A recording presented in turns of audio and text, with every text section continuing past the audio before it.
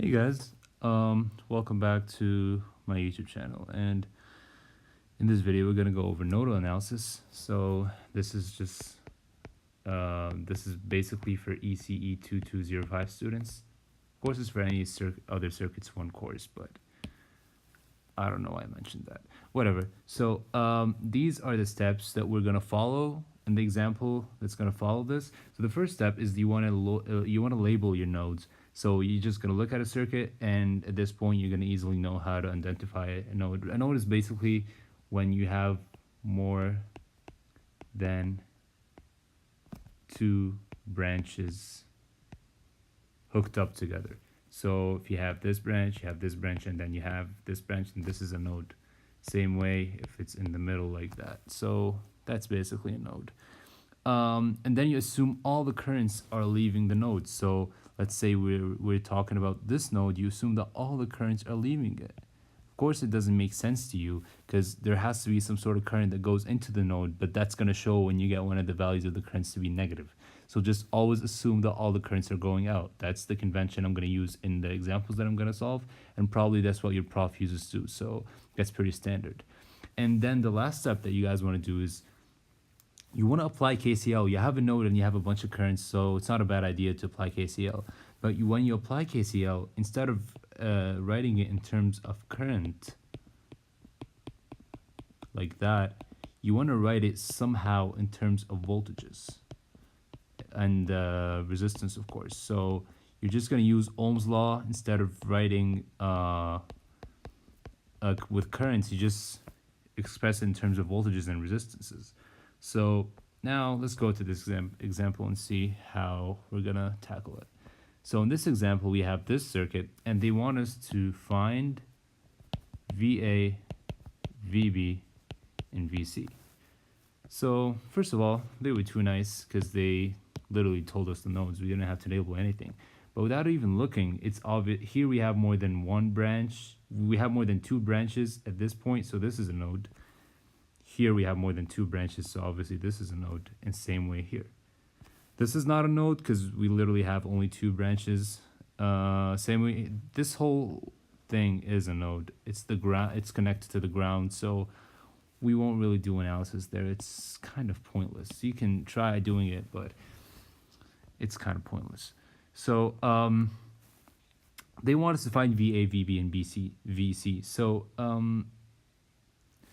this point, the ground right here is the point of 0 volts. So you can just, by looking at the circuit, by looking at this part, you can tell that VA minus 0, which is the ground, equals to 10 volts, which is this source right here. So VA equals 10 volts. Wow, that was easy. So now we're 1/3 done. We have VA. Now they want us to find VB. So far we didn't even use nodal analysis. So let's go ahead and consider VB. So we're now solving for VB. So let's draw the node VB and everything that's connected to it. So we have a resistor connected from VB to ground. We have a current source right here connected to node VC, and we have a resistor connected to node VA. This is a 1K, this is a 4 milliamp, and this is a 2K resistor. Yeah, it is. And this is VB right here. So we just kind of isolated the node that we're interested in, or the node that we want to work on. Now, according to that, our second step is to assume that all the currents are leaving the node. So I'm going to name a bunch of currents here, and I'm going to assume all of them are leaving the node. So current I1, current I2, current I3. They're all leaving this central node that we're analyzing.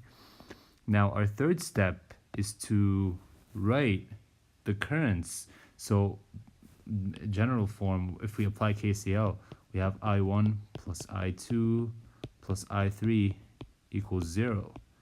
Now our third step, so step 3, is where we, instead of the currents, we rewrite this equation right here in terms of voltages.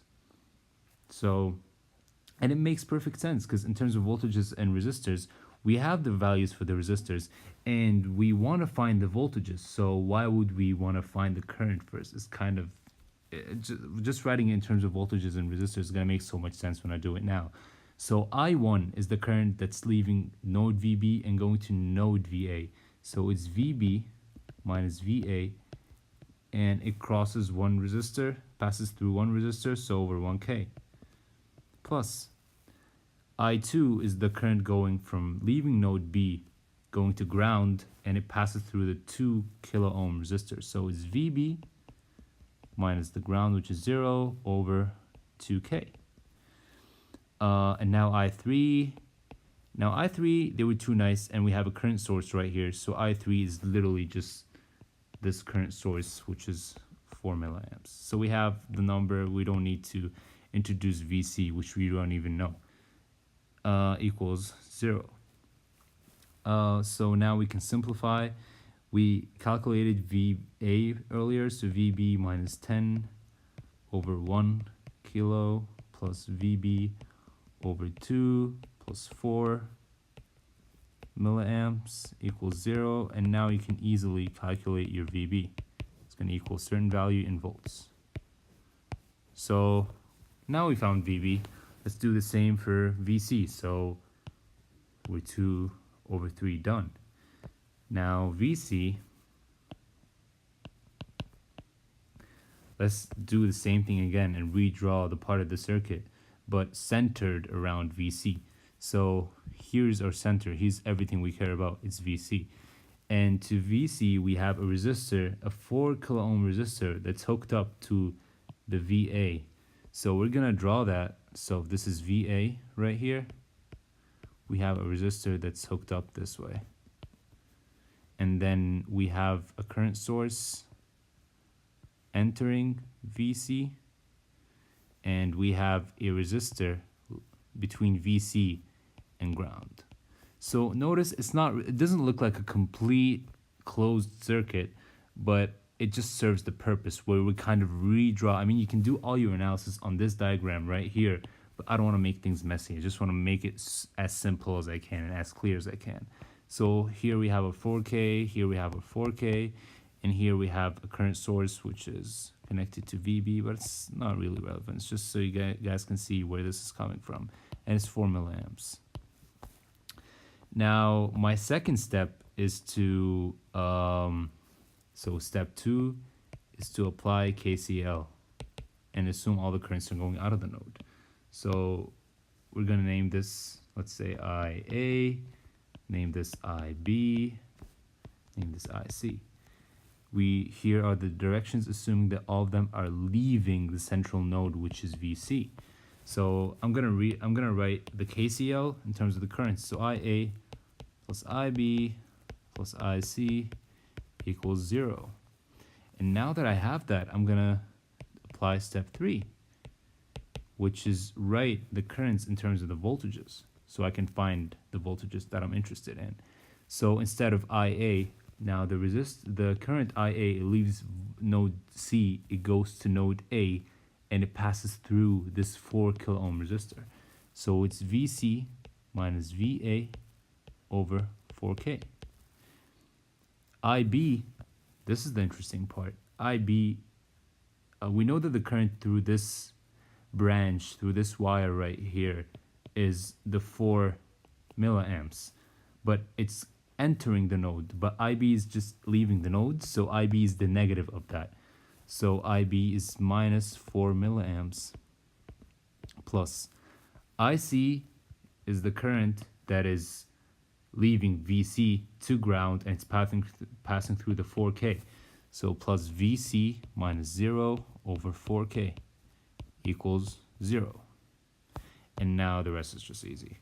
Instead of, we calculated VA from before, which is 10 volts, over 4K minus 4 milliamps plus VC over 4K equals 0.